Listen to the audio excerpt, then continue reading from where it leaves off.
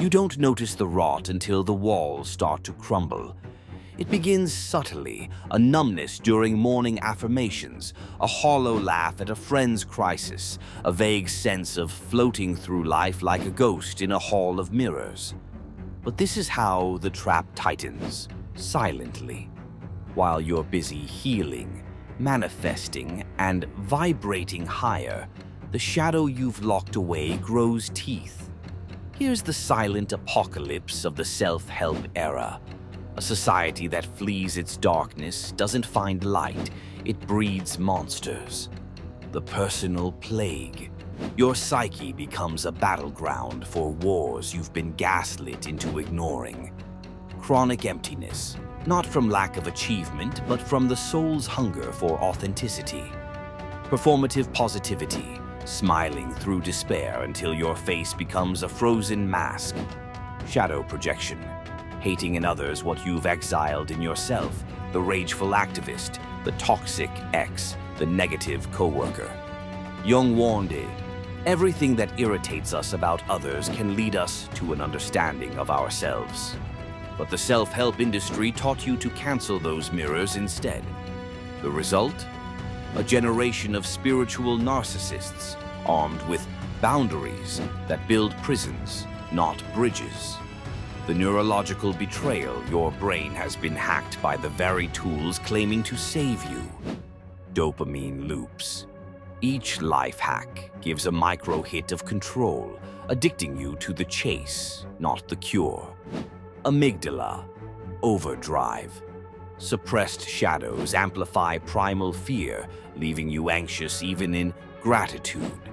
Prefrontal atrophy. Critical thinking withers as you outsource your inner life to gurus and apps. Studies reveal that relentless positivity reduces emotional resilience. Teens raised on good vibes only shatter at the first rejection. Adults healed by manifestation crash into midlife crises. This isn't growth, it's spiritual malnutrition. The relationship. Chernobyl watch. What happens when two shadowless souls collide? Love becomes transactional. Do you align with my highest self? Replaces, will you walk my darkness with me? Friendship curdles into mutual affirmation pacts, where pain is toxic and vulnerability trauma dumping. Parenting becomes a performance of perfection, birthing children fluent in emojis but illiterate in grief. Huxley's Brave New World envisioned intimacy reduced to feelies and orgy-porgy. We've outdone his dystopia.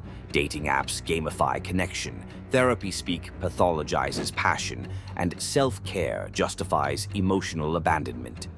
The societal spiral zoom out.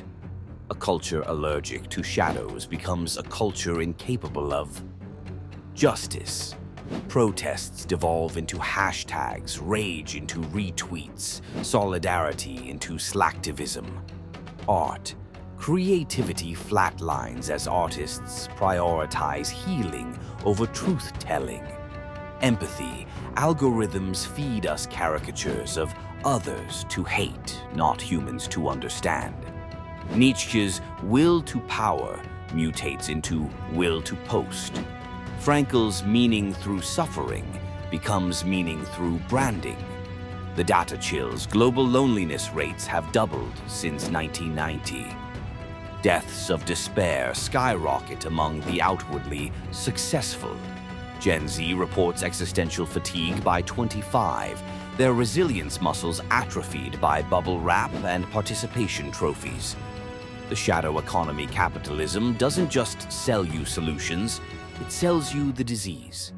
The wellness market, $4.5 trillion selling cures for the emptiness it engineers. Faux spirituality, 1,000 retreats to find yourself in Bali, while locals are evicted for resorts. Tech's digital exorcism. Apps like Calm and Headspace profit by silencing your shadows, not integrating them.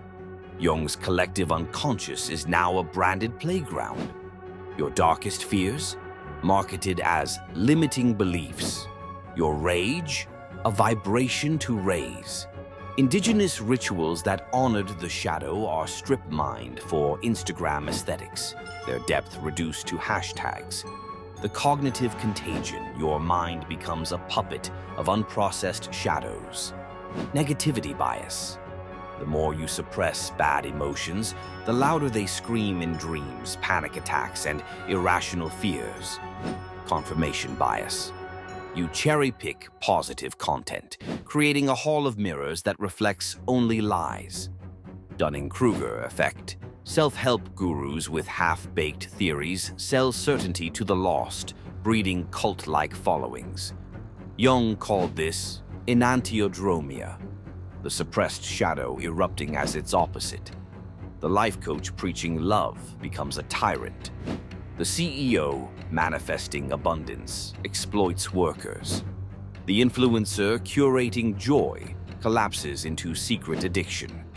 The crack in the mask, but here's the secret your exhaustion whispers.